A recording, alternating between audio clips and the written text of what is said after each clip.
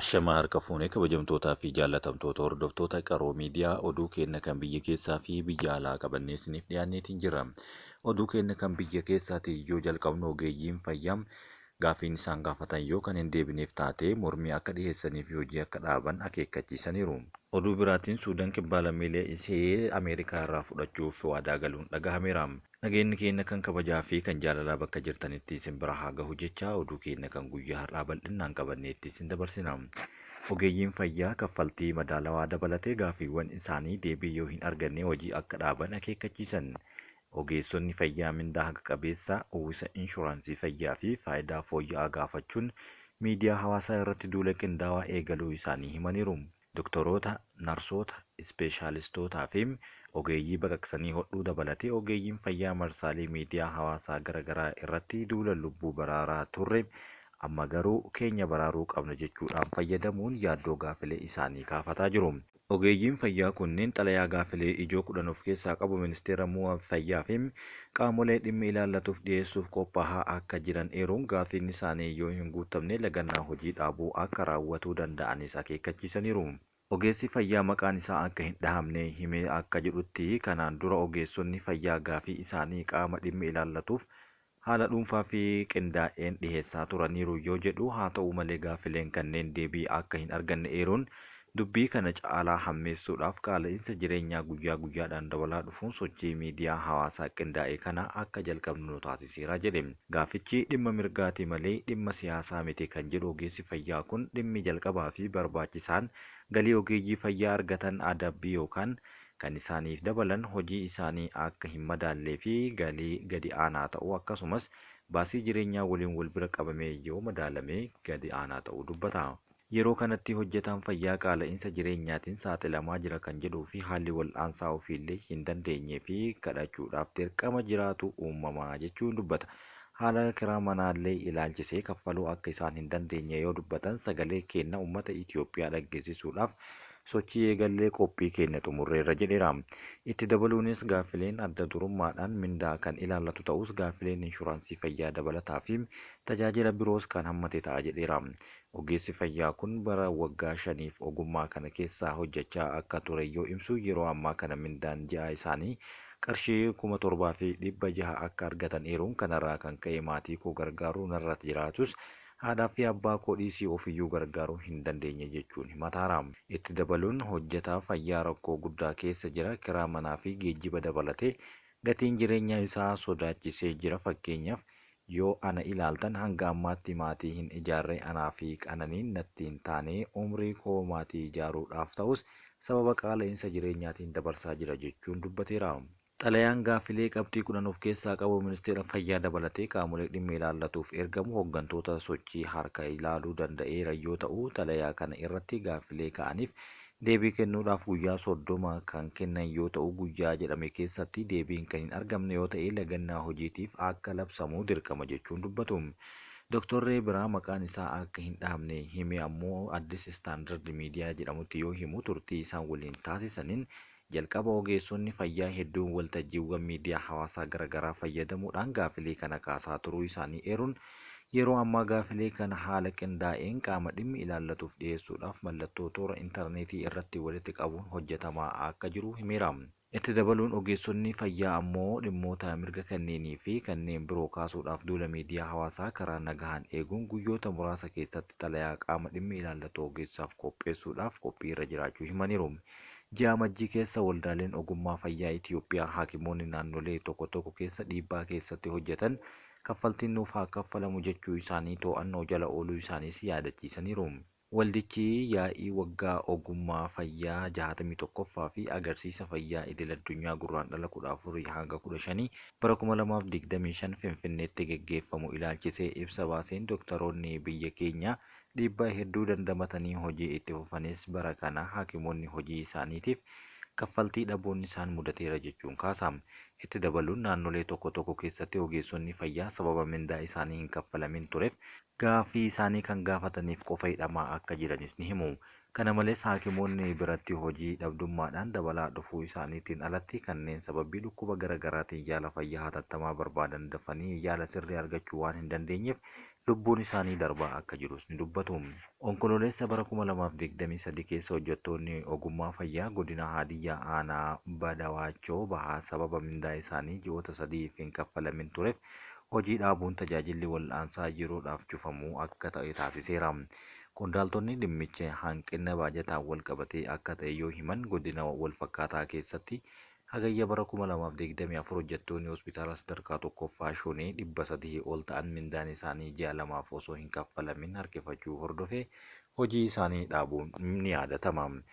Dhiheenya kana muddee 18 bara 2024 ogeessonni fayyaa hospitaala sadarkaa tokkoffaa godina Gaamoo aanaa Kaambaa keessatti argamu sababa mindaan isaanii hin kaffalamin tureef hojii isaanii gadhiisanii doktoroota 3 qofaan akka hojjetamaa ture hawaasni aanichaa yeroo garagaraatti kaasee himaa tureera.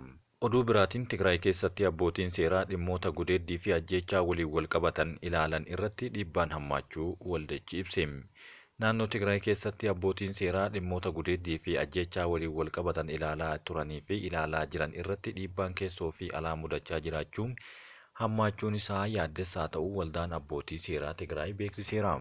Waldichi ibsa Ebla 5 bara 2025 baaseen yeroo ammaa keessumaa waggoottan lamaan darban keessatti yakki gudeeddii fi ajjeechaan dubartootaa irratti raawwatamu haala kanaan dura mul'atee hin beekneen dabaleera jechuu yoo kaasan abbootiin seeraa dhimmoota falmii shakkamtootaa fi abbootii alangaa gidduu godhamu ilaalan yeroo dhaddachitti irratti ta'ee fi sana booda dhiibbaan garaagaraa irratti gahaa akka jiru akeekkachiiseera.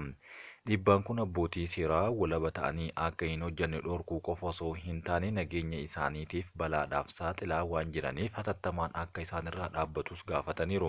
Qaamni dhimmi ilaallu dhiibbaa kana hatattamaan yoo hin dhaabsisu ta'e abbootiin seeraa dhimmoota gudeeddii fi ajjeechaa kana dhageeffatan walaba ta'anii akka hin hojjanne kan isaan taasisu ta'uu danda'a jechuun sodaa qabanii makaadhaan akeekkachiisa biraa kennaniiru.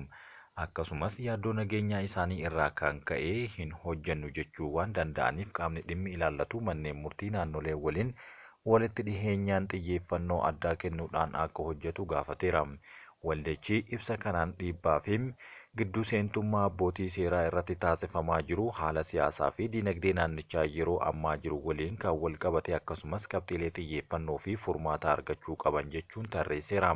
Qabxiilee kanneen keessaa maqaballeessii kanneen murtii naannoo akka dhaabbatanis ta'e abbootii seeraa irratti miidiyaalee fi mala qunnamtii garaagaraatiin raawwatamaa jiru hatattamaan dhaabuun barbaachisaa ta'uu kan of keessatti hammateera.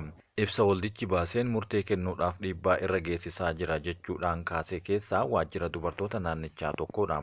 Biiroon dubartoota naannoo Tigraay ajjeechaa gara jabinaan Liidiyaa Alam irratti raawwatame wal qabatee murtii umrii guutuu manni murtii dabarsee ilaalchisee ibsa tibbana baaseen fudhatama hin qabu jechuun balaaleffateera.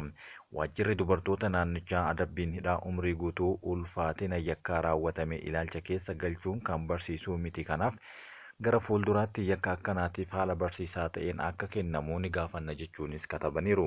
Waldichi qaawwi seeraa yoo jiraate ol iyyannoo barbaachisaa ta'e dhiyeessuudhaan osoo danda'amu guutumatti sadarkaa waajjiraatti barsiisaa akka hin taane ifatti labsuun sirna haqa qabeessa yookaan haqa keessa seenuudhaan murtoo irratti dhiibbaa uumuu jechuun qeeqeera. Addatti ammoo abbootii seeraa murtii kennanii fi abbootii seeraa ol iyyannoo dhageeffachaa jiran irratti akkasumas qaamni haqaa akka waliigalaatti of danda'e hojii yookaan kan loogii malee akka hin sochoone dhiibbaa uuma jechuun akka deebi'ee hin taaneef hatattamaan sirreeffamuu qaba jechuun dhaamsa isaa akeekkachiisa waliin kenneera. Oduu biyya alaatii arganneetti yoo dabarru Suudaan kibbaa lammiilee ishee Ameerikaa irraa hin fudhadhu jechaa turte yeroo ammaa fudhachuudhaaf waadaa galuu ishee amante. Kanaan wal qabatee warri Suudaan kibbaa ibsa baasaniin Ameerikatti yoo quba qaban Ameerikaan lammiilee Suudaan kibbaa hin taane natti ergite jechuudhaan qeeqa kennaniiru. Ameerikaan gama isheetiin lammiileen Suudaan kibbaa yoo hin fudhatu taate lammiilee Suudaan kibbaa guutuu irratti viizaa Ameerikaa akka hin seenne jalaa haquuf karoorfachuu ishee dubbatuun ni yaadatama. Sababa viizaan Ameerikaa waliin dhibdee kan seente Suudaan kibbaa lammii biraa simachuufis jedhamaatiin jira. Suudaan kibbaa muddamaa Ameerikaa waliin galte hambisuudhaaf jecha lammii biraa Ameerikaa biyya isheetti ariitee ofitti fudhachuu beeksifteerti. Sanbata darbee ministeerri haajaa alaa Ameerikaa Maarko Ruubiyoo biyyi isaanii viizaa lammiilee Suudaan kibbaa mara akka haqxu beeksisuu isaanii kan himan yommuu ta'u, sababni ammoo jubbaan lammiilee Washington irraa ariitee fudhachuu kan didde ta'uu eereera. Suudaan kibbaa gama isheetiin namni Ameerikaan gara lammii isheetti adda baastee jubbaatti deebisaa jirtu lammii biraa dogongoraan lammii isheeti jedhamee akka beeksisan fudhachuu diddeerti. Mootummaan Suudaan kibbaa ibsa haaraa baaseen ammoo miira hariiroo michummaan yookaan kan michoomaan nama barsiisaa fi hammachiisaa ta'ee hin taaneef gara biyyaatti simannaa jechuunis dubbataarti. Ibsa kanaan lammiin Riippaabilik Dimokiraatawaa Koongoo biyyoota lamaan muddama keessa galchee roobii har'aa jubbaa akka gahu gabaasni garaagaraa ni eeru.